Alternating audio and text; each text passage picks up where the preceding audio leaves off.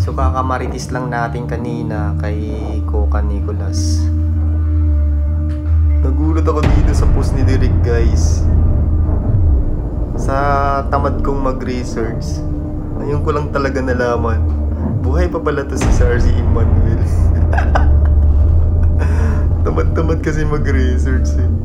So ito kasi, guys, so nag-comment kasi si Sir C. Emmanuel, sabi niya dito, at sino ang nag-relay ng story sa direktor? Di ba patay na yung tao? Siya lang ang may alam ng totoo. Saan nila kinuha yung story? Yun yung sabi ni Sir C. Emmanuel.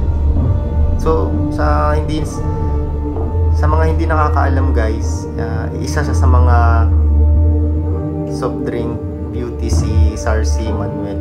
So yun, syempre mahilig sumagot ko si Derek eh.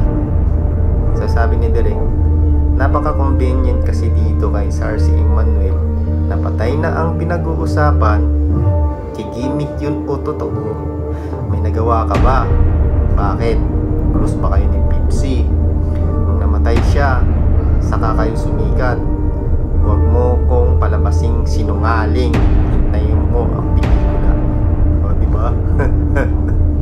Grabe guys, nagulat talaga ako dito, guys.